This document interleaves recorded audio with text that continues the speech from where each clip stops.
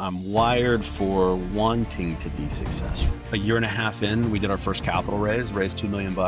And that really took us over the hump of being able to say yes to larger and bigger projects. And the project we just funded this last week is a $28 million project. So really we finished a $7 million capital raise, and it's been a journey to kind of work through all that. In 30 states, everywhere where we sell solar in, you're able to buy property with no cash out of pocket. You are now locked in for the Comeback Kings podcast. Let's go!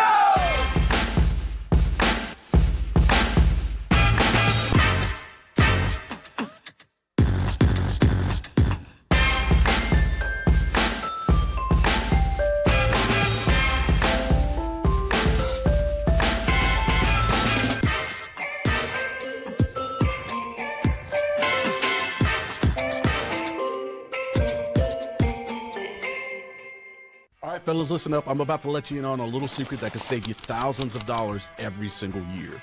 Why keep spending big money every month just to watch your favorite shows and sports, especially when there's Renegade TV? I used to pay monthly for YouTube TV, Prime, Netflix, Disney Plus, and because I couldn't catch my favorite teams locally, I had to drop even more money on NFL Sunday tickets, NBA League Pass, MLB TV. It was sickening. Then I found Renegade TV. One device, one low price, and you get live access to every major sports league, NFL, NBA, MLB, UFC, you name it, you got it.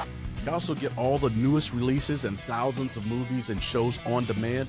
No subscriptions, no monthly fees, no hidden fees, just one setup and you're set. So now I'm saving hundreds of dollars every month and easily thousands every single year. So go to streamrenegadetv.com and use code CBK2025 to save $50 at checkout. Oh yes, we are back for another episode of the Comeback Kings podcast. I'm your host, Aaron James. Today we've got a fire episode for you guys. I can't wait to introduce you to this king that's been doing some big things. First off, before we even get started, I do want to address the elephant in the room. For those of you that are watching the video podcast, Mr. Valenzuela was actually pointing this out ahead of time. I just had LASIK eye surgery. So, my eyes look like I'm high right now, but they're just healing. Okay. I promise you, straight as an arrow. And we're going to get into it, but I just want to kind of put that out there so you're not distracted by my eyes throughout this episode. But so glad to have you guys here with us for this episode. Can't wait to introduce you.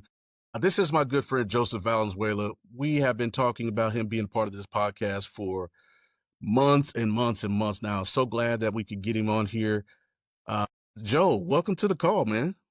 Thanks for having me. Excited to be here. Welcome to the show. Yeah, let's do it, man. Joe, you're in Austin, Texas, or outside of Austin, Texas. Why don't you just, for all the kings that are out there, just kind of give us a little bit D&B on what you've got going on in your world right now?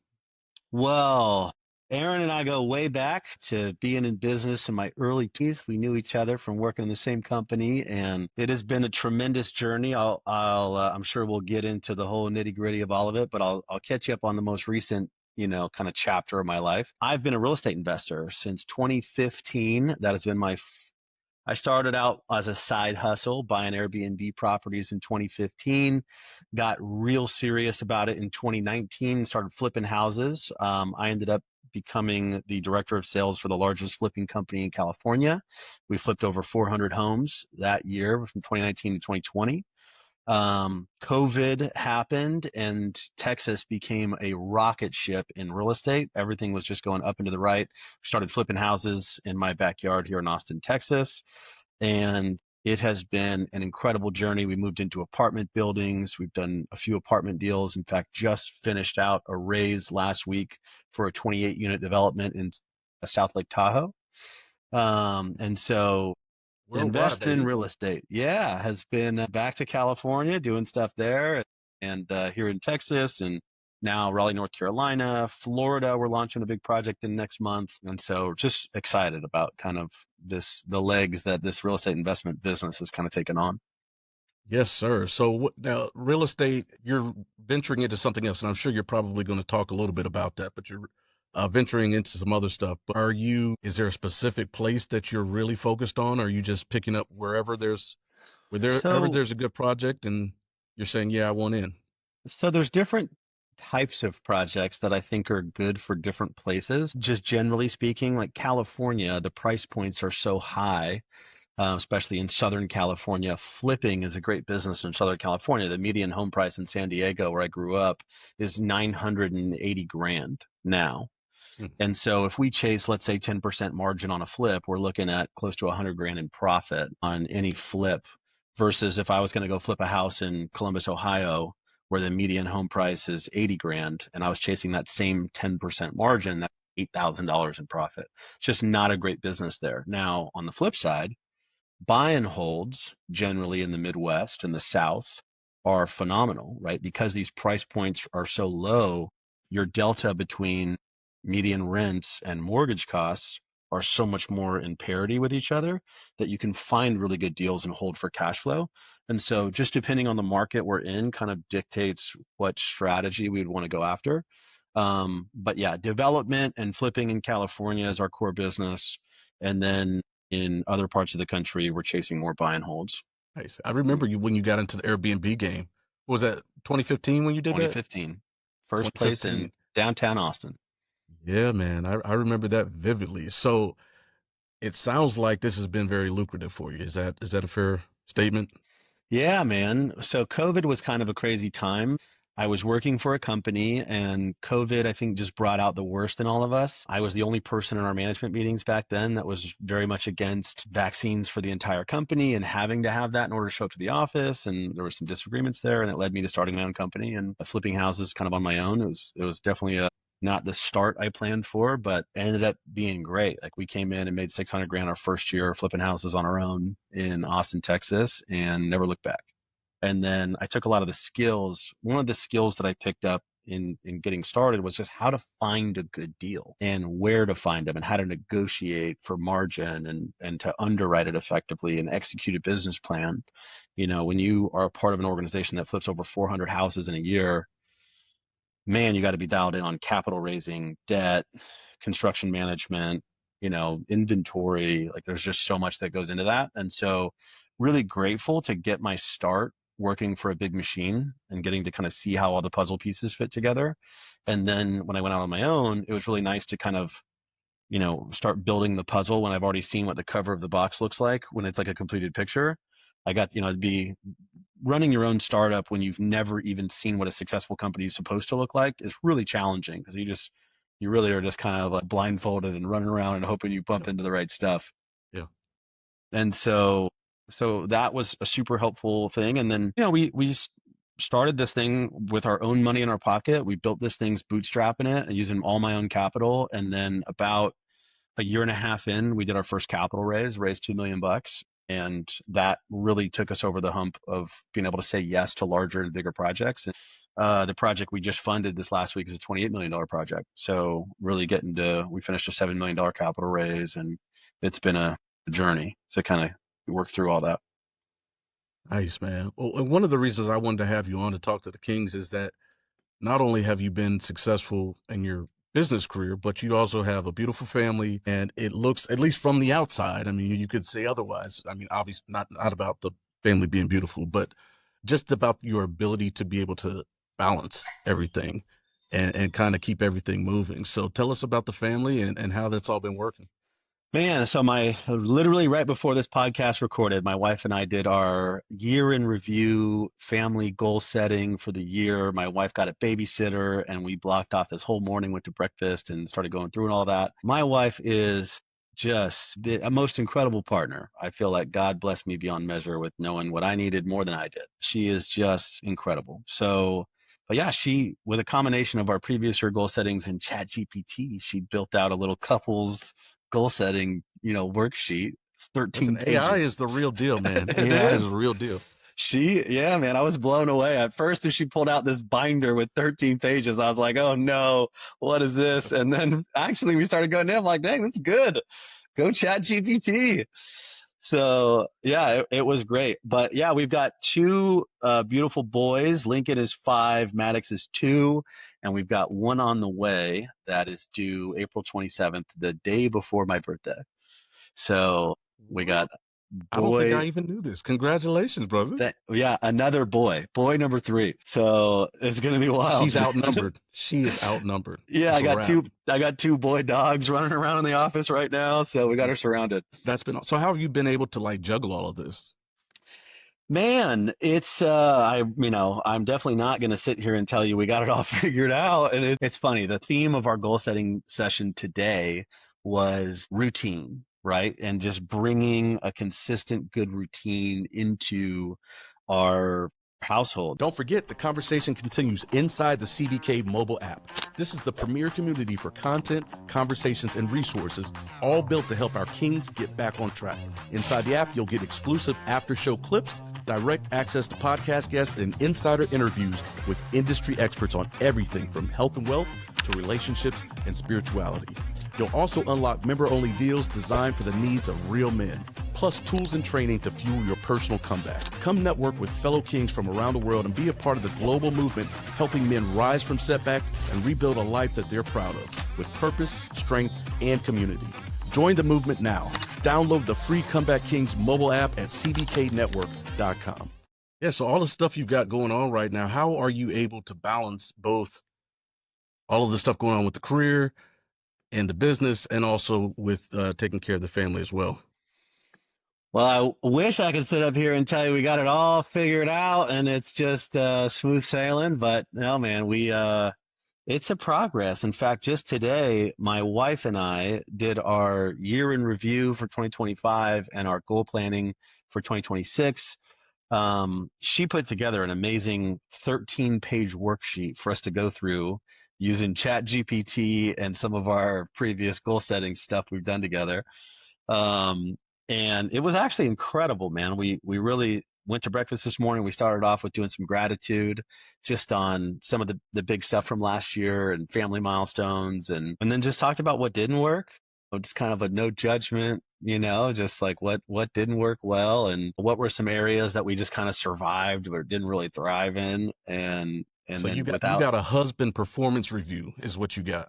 basically. Okay. Yeah, I got the husband/dad performance review. My boss was gentle, but no, it was great, man. We went through it and just back and forth on, here's some areas that I feel like we really crushed it in, and here's some areas I really think, we just kind of survived in, and then, what do we want to do about it? And so she built this really cool thing. We just went through it all, but the big word of if I had to sum up the entire session, what 2026 is going to be about for us is routine. And that is usually a dirty word that most of us don't love. If you're going to ask somebody like, how's your life doing? You're like, oh, it's kind of become routine. Like it doesn't really sound good. But I really feel like this next frontier for me, especially with baby number 3 on the way, is like really dialing in our systems and getting our routines really like anchored in a really solid way. And we talked about just putting some structure into the family unit, having a morning that's really organized, the family duties. I'm going to do drop off every day. She does pick up every day. And then, just kind of working as a team, as a unit on the household chores and business operations. And, Now, is she still working on her own, or is she working inside the business now, or what's going on there? she is a full-time vice president at an in-house counsel for a tech company. So she is a badass in her own right as an attorney. She Yeah. crushes it in her career. She is super mom. She makes it look, she does it with a lot of grace. I know she's like that duck, you see paddling on the pond where it looks real smooth up top, but underneath it's just a flurry of feet going on. So that's kind of what it is. But man, she's just a rock star. So I'm very, very grateful for her for sure. Well, tell her I said congratulations. Also on baby number 3. So, Yeah. And now would this be it, or there'll be more? You can't ask her while she's, this much pregnant, Oh right? no, I'm asking She you. says, oh, no, no, no. I mean, if I ask her the same thing, I would love a little girl. I would absolutely love a little girl. If I ask her right now, the answer is no. But I'm fully convinced after the baby's born and we get through some of the craziness, I'm a pretty decent salesperson, so I think I'll be able to, maybe get one more in.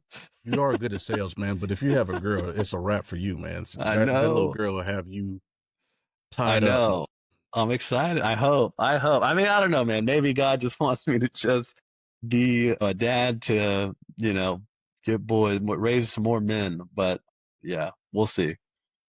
Well, she'll have some built-in tough guys around her with her Yeah, brothers as well. So that'd be for good. sure. For That'd be sure. good. Well, good, man. So any other projects that you'd like to talk about that you Yeah. got going on that are fired up that you're fired up Yeah. about?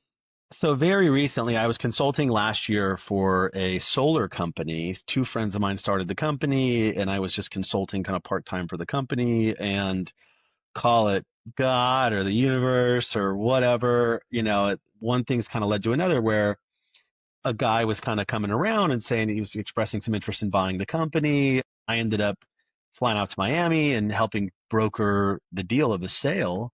And this incredible gentleman, Rick Cotton, has actually purchased the company, who's had built two very successful companies that have both done over $1 billion in sales. And he has made me the president and COO of this new company. And we are launching our first product that is going to hit January 10th. We're going to kind of unveil it in like a pre-launch, and then February 1st, we're going to kind of let it rip. That product is something I'm very excited about. It's kind of taking all the different careers I've had since I was 20 and kind of wrapping it into one, where we've got a product that's going to help people buy property, residential property, for no money out of pocket. Say It's what? it's actually one of the first products of its kind, and it's the only product that I've ever known that you can run at scale in 30 states, everywhere where we sell solar in. You're able to buy property with no cash out of pocket. I'll just give you the Cliff's Notes 30-second version on Yeah, how it please. works. But basically, you go shopping for houses just like you would in any other normal scenario. Typical process there is you go get pre-qualified with a lender, find out how much you can afford in terms of financing. For anybody that's interested in buying real estate, you need to have one out of three things in order to buy real estate. If you have two out of these three things, it's even better. If you have all three, banks will fight over you, but you need to have one out of these three things to buy real estate. You either need to have good credit, or you need to have good income, or you need to have good assets, right? If you have two out of those three things, you're going to love the terms, the interest rate, all that good stuff. If you have three out of those three things, banks are going to fight over you for your business. But, typical process, assuming you've got decent credit and a decent income, you can buy real estate. And so what has held back a large portion of our country is the down payment and the amount of money that it costs to really get into the game. And so we have an incredible solution where you go get pre-qualified, you go shopping, you start looking at things that you'd like to buy, you find the house that you like, and while you're in escrow, right, under contract to buy the house before you close, you're going to put a contract for solar on the property, and you're going to get the cash price of solar. There's no solar loan, there's no solar financing, it's cash. So you're getting the best available pricing on that solar deal. And then in the cost of solar, we're going to bake in the down payment, some closing costs, that's like title and escrow, and even an interest rate buy down to make your overall monthly payment even less expensive, even than it otherwise would have been if you would have had an electric bill, financed everything, with putting all that cash down. So by eliminating or reducing that electric bill and even a rate buy down on the mortgage, you can make the monthly operating costs even cheaper than it otherwise would have been, and keep all your cash in your pocket and get into the game of home ownership. So it's a really unique Wow. product, and I'm really That, excited about it. that sounds like that's going to help a ton of people. Because I know that's one of the big things that's a deterrent to the home buying process is, coming out of pocket with 20%, down on a house, having to come up with that down payment. Yeah, I mean, even 3.5% down on an FHA loan or 5% down on a conventional loan. Like the first property I ever bought was a 1-bed, 1-bath condo in downtown Austin, Texas. The whole thing was like 640 square feet. And so tiny little spot. I ended up Airbnb-ing it out, but I bought that with conventional financing, 5% down, which, on a $300,000 property, that was 15 grand. And I had some closing costs like title and escrows, like another 2 grand. And then I put about 8 grand into the property. I put new floors, I painted the cabinets, new hardware, furnished the place mostly with IKEA furniture. And, for like 25 grand all in, I owned my first piece of real estate, right? Mhm. And I couldn't tell you why I did it other than the fact that when you're making money, you're supposed to buy real estate. I knew that was true, trusted my realtor, Tim, shout out to Tim. He told me this is a good one. You should buy this one. I was like, okay, I hope that's true. And I really didn't know how to underwrite deals and what made a good deal or any of that stuff. And it ended up being one of the best decisions I ever made. We for 25 grand in cash that I parted with, we made $52,000 that first year on Airbnb. Not so much the amount of money that was so incredible, but the cash on cash return, right? To see returns of over 100% returns on cash in a really stable, secure asset class like real estate. Like you don't see 100% returns in year one unless you're like in crypto or like something, kind of a riskier asset class.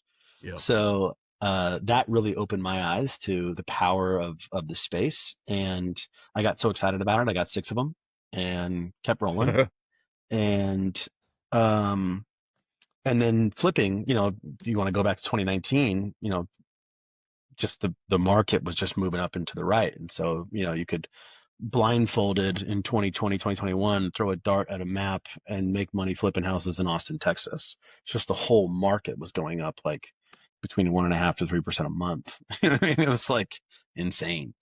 And so yeah, there's a lot of reasons for anybody that's listening in to own something instead of renting something. And so, I happy to think that's dive going to into. be a good idea for us to actually probably have you and maybe even do like a seminar of sorts inside of the app for people to get just, more detail about that. But on this podcast, really what we're talking about is people that are successful, and we're talking about some of the things that, they've had to go through along the way. So everything that you have shared sounds incredible, right? You've got amazing business, multiple businesses. You've got an amazing partner at home. You've got another baby on the way. Life seems like it's going up and to the right for you. And that's phenomenal, man. I can't be more excited for you. But I do want to know, it's probably not always been like that. Is that correct? That is for sure. Yes, sir. So do me this favor, take us back, because everybody that's had success has had some level of setback. Talk to me about a setback that just really impacted you significantly, because I need to know how it is that you've come to where you're at right now.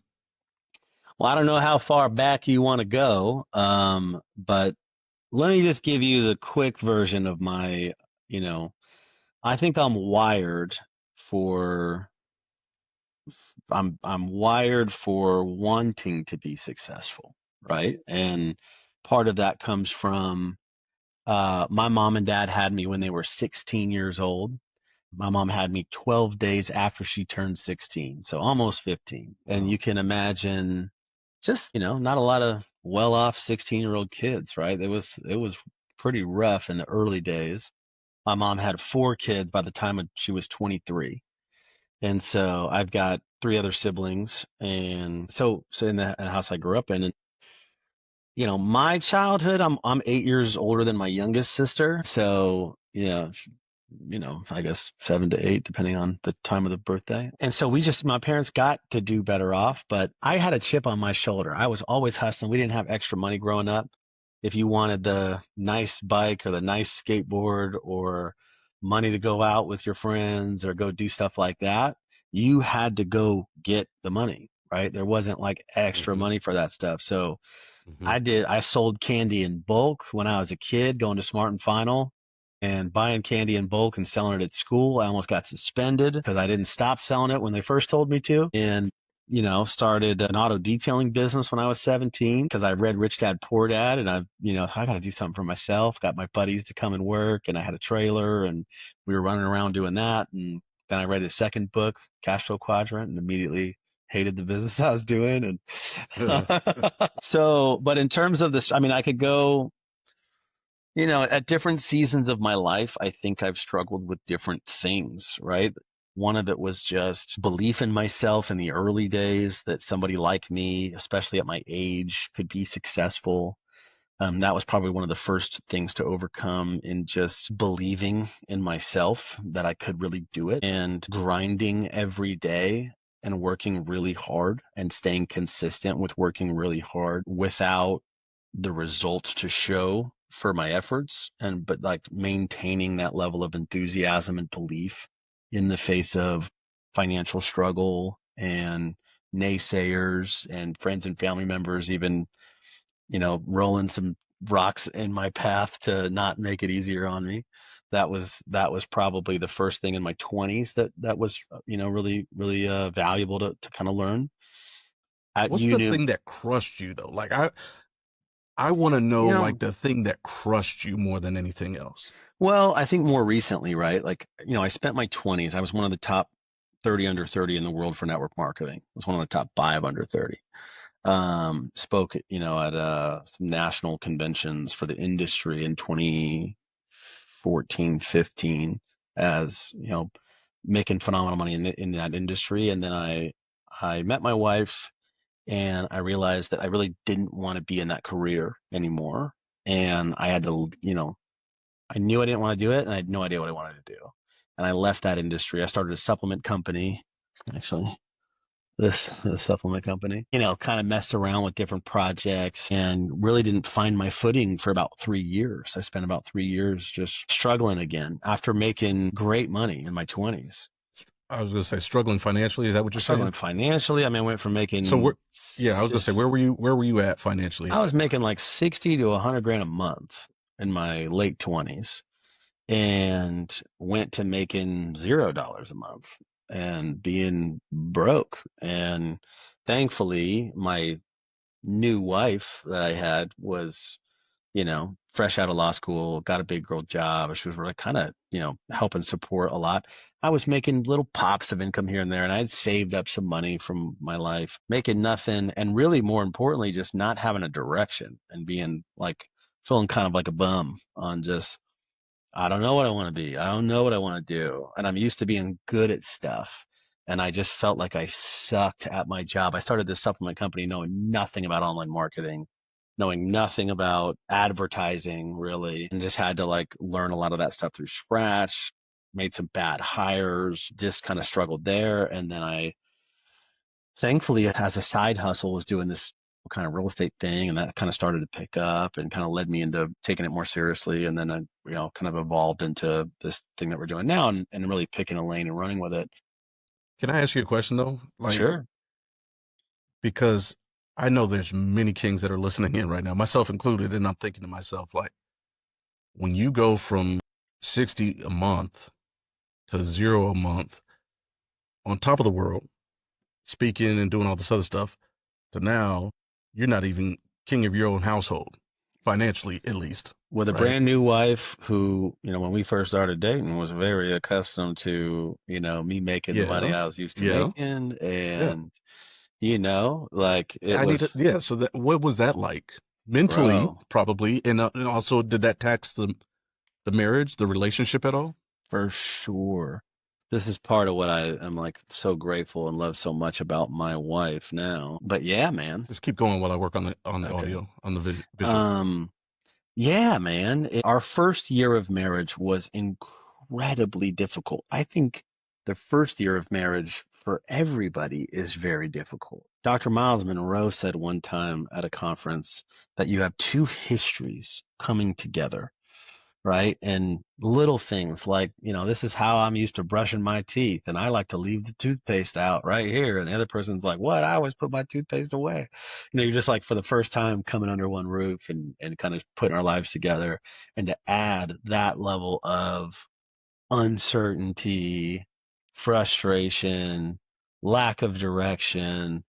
I think my wife really felt, like we were in this ship without a rudder, and the guy that, you know, promised her the world, and if you marry me, it'll be your life's greatest adventure. And I promised her, the world. And then here I am just not delivering on that and making it real tough, I think. And she was supportive and had a lot of grace and she, believed in me.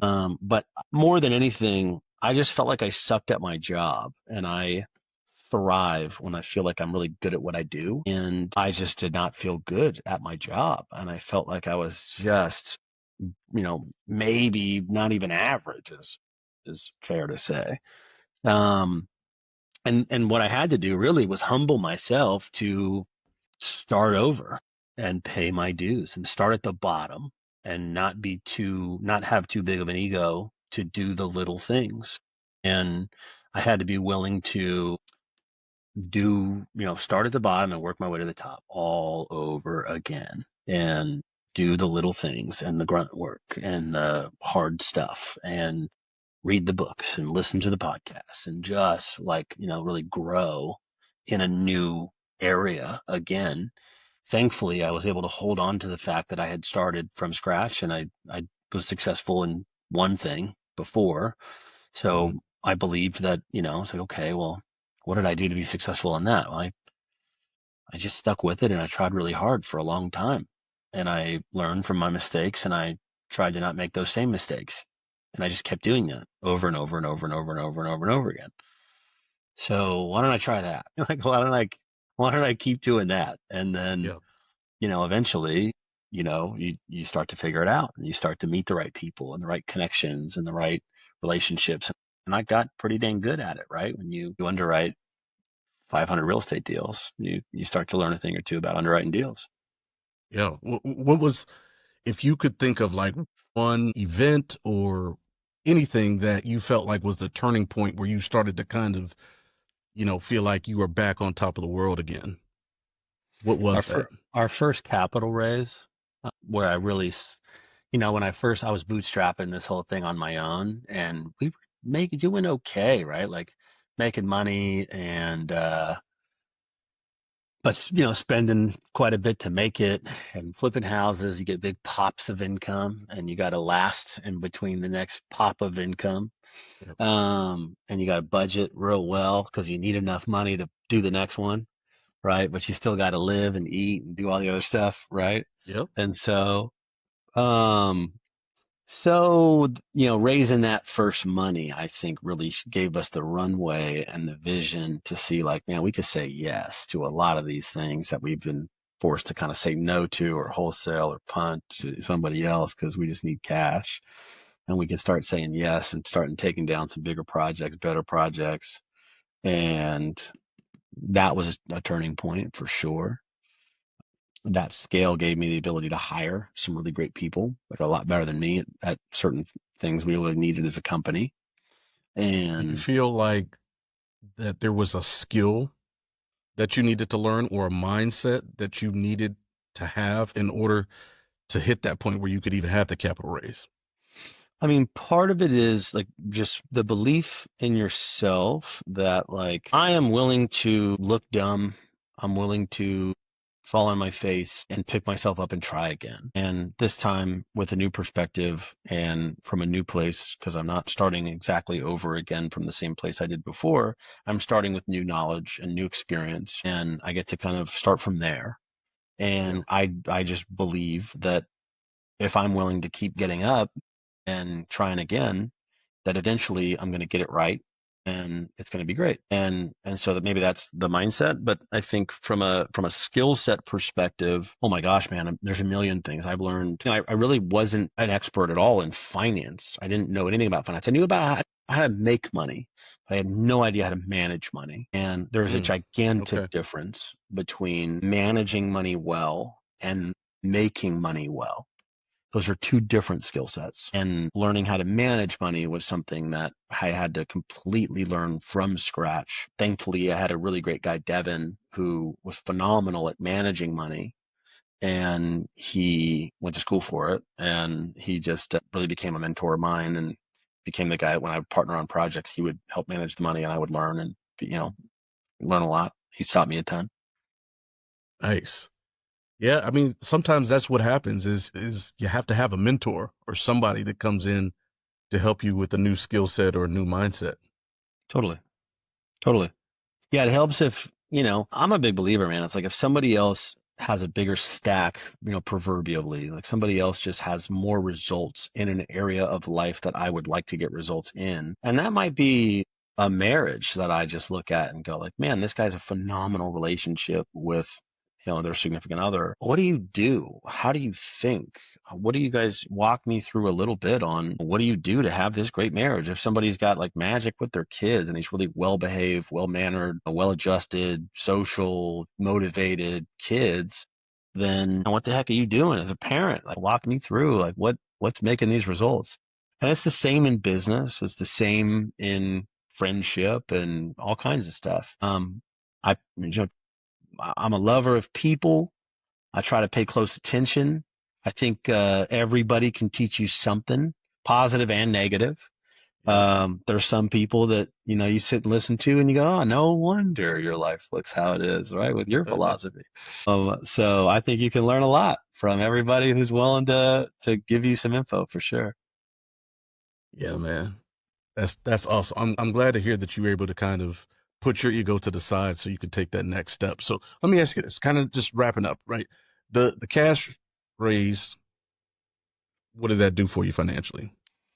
It gave us the runway. Like previously, before the capital raise, we were cherry picking certain deals and turning down a bunch of stuff that was good deals, but just not good enough because we were working on such a limited budget. And it freed us up to be able to take on good deals that made good money, but just, when you are bootstrapping everything in the real estate investing business, you really got to like focus on the home runs.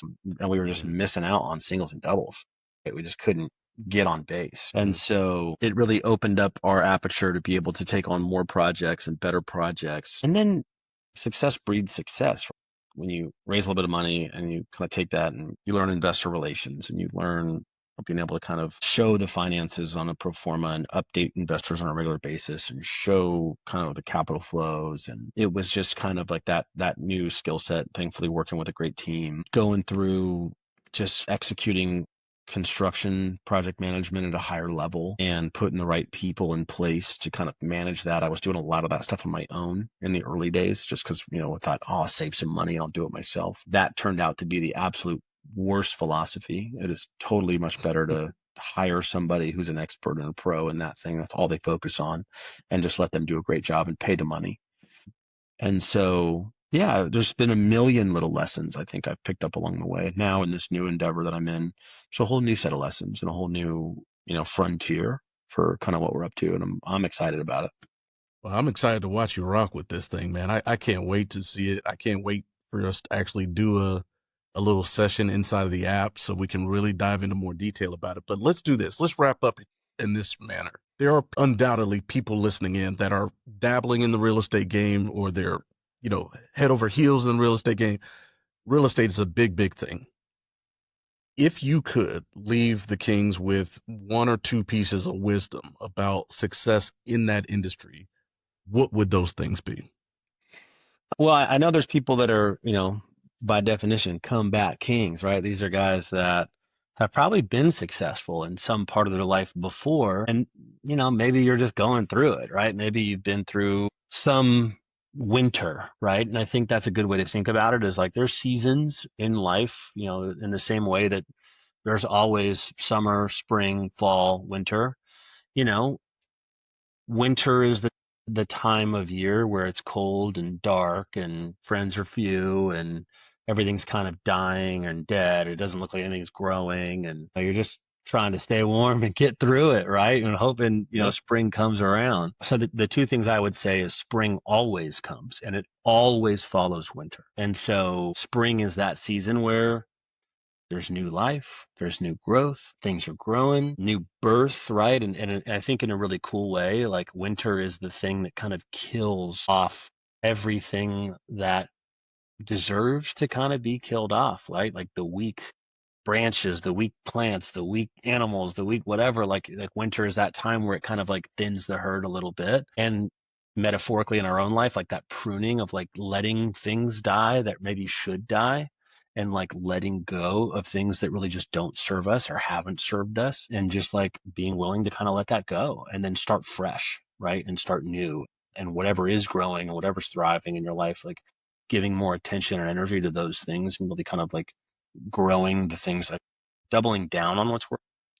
Summer is that season where it's blue skies and fleecy clouds and everything's sun shining and it's great. And the lesson I've learned now is to prepare for winter in the summer, right? If you're on the comeback and things are rocking again, don't lose sight of the fact that winters happen and they happen to all of us and they exist. And so, you know, not over leveraging yourself, saving your money, stacking up, investing strategically, preparing for those winter days that come. No matter what, all of us go through, people we love around us getting sick, and ourselves going through health challenges, and the tire gets a flat tire on the car. Like, it's just, life happens to all of us, right? It is what Yep. it is.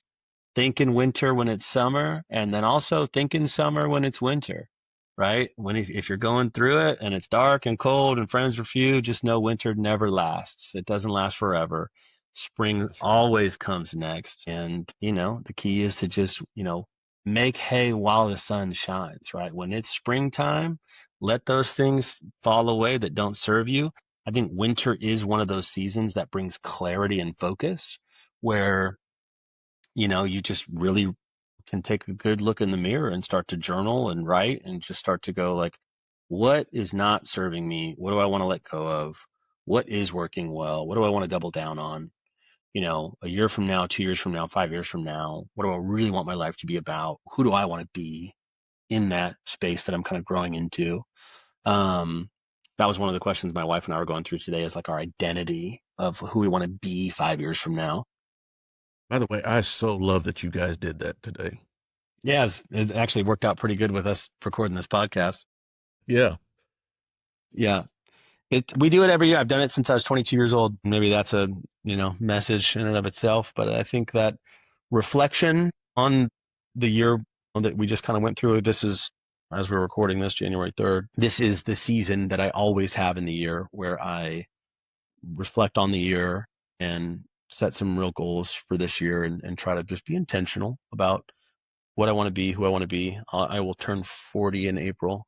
It's a big milestone. I got some health goals that I'm chasing down before 40, and some business goals, pretty big ones. So lots to do for sure.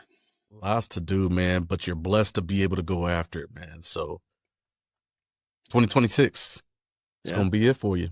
I I mean, know. not Yeah, it for you, like, the end. I'm just saying, like, it's going to be it in a good way. yeah, all that for sure. Yeah, from your mouth to God's ears, for sure. Amen. Let's go. Let's Yeah. go.